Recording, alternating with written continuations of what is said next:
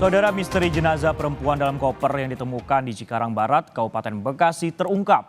Saat pelaku dan korban masuk ke dalam kamar hotel di kawasan Bandung, Jawa Barat terekam kamera pemantau. Pelaku berhasil ditangkap di rumah keluarga istrinya di Palembang, Sumatera Selatan. Inilah rekaman CCTV yang memperlihatkan detik-detik pelaku dan korban masuk ke dalam kamar di hotel di Jalan Kebon Kawung nomor 54 Cicendo, Bandung, Jawa Barat pada Rabu 24 April pukul 9.51 waktu Indonesia Barat. Kemudian pada hari yang sama pukul 18.40 waktu Indonesia Barat, pelaku keluar membawa koper berwarna hitam yang diduga berisi jenazah korban. Kabid Humas Polda Metro Jaya Kombes Ade Arisyam Indradi membenarkan CCTV tersebut merupakan salah satu barang bukti. Pelaku kasus jenazah dalam koper tak berkutik saat ditangkap oleh tim gabungan polisi di rumah istri yang baru dinikahinya di Palembang, Sumatera Selatan.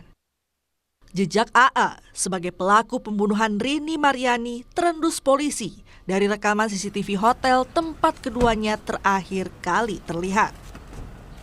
Usai membunuh korban dan memasukkannya ke dalam koper untuk dibuang ke wilayah Cikarang, Bekasi, pelaku kabur ke Palembang. Pakar psikologi forensik Reza Indragiri menyebut, dalam mengungkap kasus ini, polisi perlu mendalami latar pembunuhan yang dilakukan pelaku. Ini adalah motif instrumental, bagaimana sang pelaku ingin mendapatkan manfaat tertentu dari diri korban. Nah, persoalannya adalah apakah pelaku memang sungguh-sungguh sejak awal punya niatan untuk menghabisi korban, ataukah ini merupakan tindakan penganiayaan yang mengakibatkan orang meninggal dunia, itu yang perlu dicek atau diinvestigasi oleh pihak kepolisian. Sejumlah fakta mulai terkuak di balik pembunuhan Rini Mariani, perempuan yang jasadnya ditemukan di dalam koper di wilayah Cikarang Barat pada pekan lalu. Berdasarkan hasil penyidikan sementara, korban merupakan kasir dan pelaku adalah auditor internal perusahaan. Fakta lain yang ditemukan penyidik, setelah membunuh korban, tersangka menggasak uang sebesar 43 juta rupiah milik perusahaan yang hendak disetorkan ke bank oleh korban.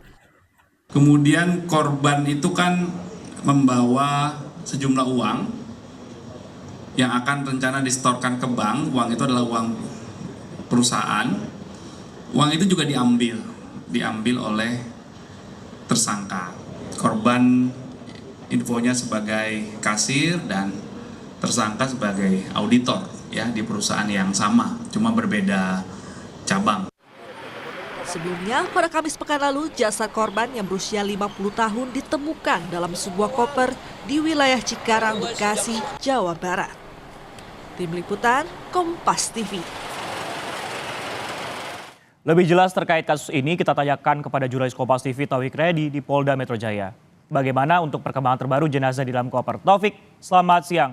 Apakah ada hubungan antara korban dan pelaku terkait masalah pembunuhan dalam koper ini, Taufik?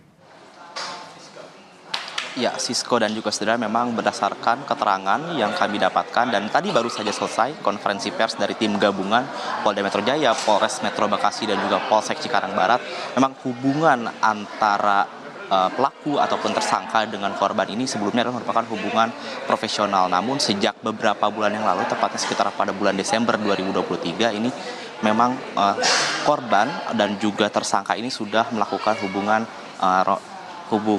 secara lebih dekat gitu, kurang lebih ataupun berkencan sejak bulan Desember. Dan juga memang untuk motif yang sudah diketahui oleh pihak kepolisian bahwa motif pembunuhan yang dilakukan tersangka kepada korban adalah sakit hati. Jadi korban ini ataupun tersangka merasa sakit hati dikarenakan ucapan yang diberikan oleh korban pada saat sedang berkencan. Dan juga saudara, untuk barang bukti yang sudah dikumpulkan, tadi pihak dari kepolisian sudah mengumpulkan beberapa alat bukti, diantaranya adalah satu buah koper yang digunakan untuk membuang ataupun memasukkan jenazah perempuan tersebut. Lalu juga ada mobil, uang kurang lebih sekitar 36 juta rupiah, dan juga pakaian saat dilakukan proses pembunuhan. Dan juga saudara, selain mengumpulkan barang bukti, tadi juga pihak dari kepolisian sudah memeriksa beberapa saksi, diantaranya adalah dari pihak keluarga, baik itu keluarga dari korban maupun dari tersangka. Selain juga dari keluarga, pihak kepolisian juga sudah memeriksa saksi-saksi dari perusahaan maupun dari pihak hotel. Dan setelah memeriksa saksi dan mengumpulkan barang bukti, pihak dari kepolisian juga mengetahui ataupun menjelaskan bagaimana kronologi terjadinya pembunuhan. Seperti yang dikatakan oleh pihak dari tim gabungan polisi, dari Polda Metro Jaya, Polres Metro Bekasi, dan juga Polsek Cikarang Barat mengatakan bahwa awalnya memang pelaku dan juga korban ini ingin ataupun pergi ke sebuah hotel di kawasan Bandung dan juga melakukan kegiatan kencan. Dan juga setelah itu korban ataupun tersangka maksud kami merasa sakit hati dengan perkataan korban yang mengatakan ingin dinikahi sehingga membuat sakit hati gitu dari tersangka. Dan juga di saat itu pula kita kurang lebih sekitar pukul 13.30 tersangka melakukan kekerasan, yaitu membenturkan kepala korban sehingga membuat korban tak sadarkan diri. Setelah korban tidak sadarkan diri, tersangka ini keluar membeli koper dengan ukuran yang besar, dan setelah memberi koper, tersangka pun menghubungi adiknya. Jadi seperti yang saya sampaikan tadi, saya lupa menyampaikan saudara bahwa untuk kasus ini ada tambahan tersangka, itu ada 2 tersangka. Yang pertama adalah tersangka utama, yaitu sebagai kakaknya, dan juga tersangka kedua adalah adik dari korban. Dan setelah memasukkan jenazah ke dalam koper, tersangka utama ini menghubungi tersangka kedua, yaitu adik korban, untuk membawa ataupun membuang koper ke daerah Kalimalang, ke daerah kawasan Kalimalang, itu di daerah Cikarang Barat, Kabupaten Bekasi, Jawa Barat. Dan juga setelah membuang koper, pelaku ini ataupun tersangka ini pergi ataupun kabur ke kediamannya di Palembang, Sumatera Utara. Dan untuk saat ini saudara, untuk tersangka sendiri ini terancam ada 3 pasal berlapis, diantaranya pasal 338 dan juga pasal 339, yaitu adalah pasal pembunuhan yang kurang lebih ancaman pidananya adalah 15 sampai dengan 20 tahun penjara. Dan juga tersangka juga ditambahi ataupun dikenakan pasal lain, yaitu pasal 365 ataupun pasal pencurian yang dilakukan dengan kekerasan dan dengan ancaman kurang lebih sekitar 15 tahun penjara. Dan saat ini saudara, kita masih terus mengikuti update ataupun perkembangan dari kepolisian, karena rencananya nanti pihak kepolisian akan melakukan rekonstruksi Sisko.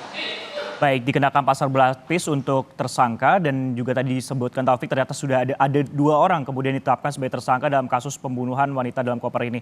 Nah Taufik, apakah polisi juga membuka peluang untuk menyidiki kasus ini terkait masalah pelecehan, Taufik?